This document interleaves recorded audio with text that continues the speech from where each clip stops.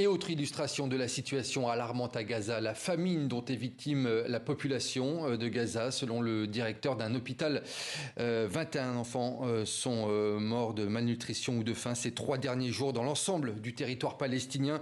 Il confirme que chaque jour, de nouveaux cas de malnutrition et de famine parviennent aux hôpitaux de Gaza. Et pour analyser cette situation sur place, en ligne avec nous, Bouchra Khalidi, bonsoir. Vous êtes directrice du plaidoyer d'Oxfam Palestine. Bouchra Khalidi, la population de Gaza est donc face à une situation de famine extrême. Quelles sont les remontées du terrain que vous avez de votre côté ? Merci de m'avoir et merci de m'entendre aujourd'hui. En fait, si je suis ici aujourd'hui, c'est parce que mes collègues à Gaza, ils sont complètement à bout. Et je m'excuse en fait de mon émotion dans ma voix. Je pense pas que les gens peuvent comprendre qu'est-ce que c'est de recevoir des appels d'aide de vos collègues qui sont supposés aider la population civile à Gaza. Maintenant, ils sont trop affamés pour parler. Ils sont trop épuisés pour continuer à alerter. Et parce que, en fait, aucun État influent n'a pris de mesures réelles pour les protéger. Et les Palestiniens à Gaza, aujourd'hui, ils ont été complètement abandonnés. Et puis nos collègues de même. Les histoires que nous entendons, j'ai entendu un père, il m'a dit que mon fils est mort de faim. Il n'y avait plus de lait, plus rien. Ce sont des crimes et le monde continue de parler de logistique. Un autre témoignage d'un collègue à moi qui m'a dit « Je suis allé travailler sans rien manger, sans même un verre d'eau.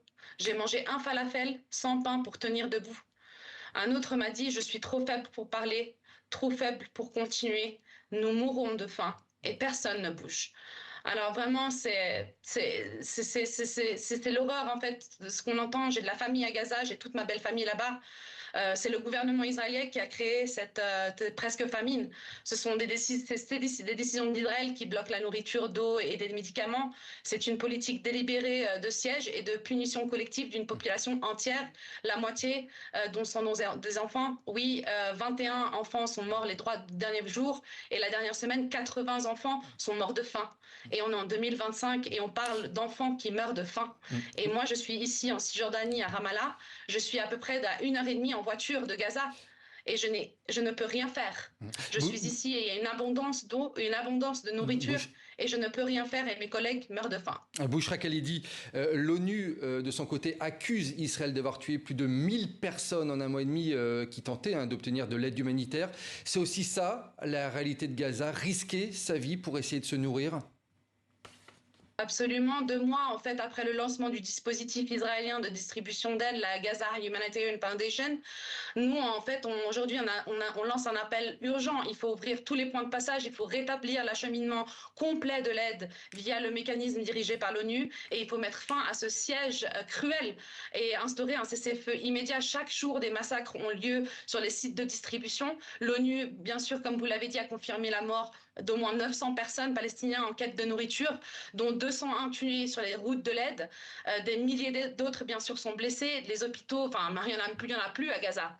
Et Israël continue de déplacer par force la population. Aujourd'hui, la population de Gaza, 2 millions de personnes, sont confinées à moins de 12% du territoire.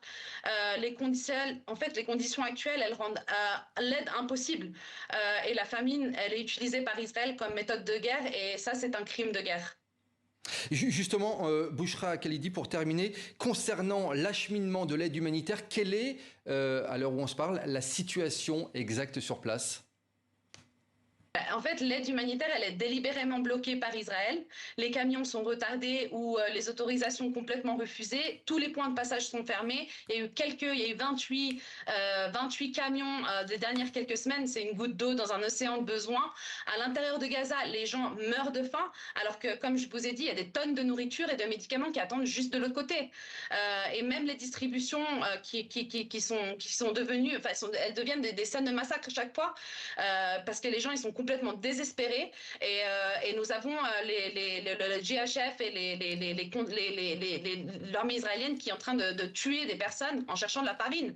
C'est pas une crise logistique, c'est une politique, c'est une famine provoquée et c'est un siège total imposé à plus de 2 millions de personnes. Et pendant ce temps, en fait, la communauté internationale, elle regarde et sans agir. On regarde ces vidéos et il n'y a pas d'action. Merci Bouchra Khalidi d'avoir été notre invité ce soir dans 64 minutes. Je rappelle que vous êtes directrice du plaidoyer d'Oxfam Palestine.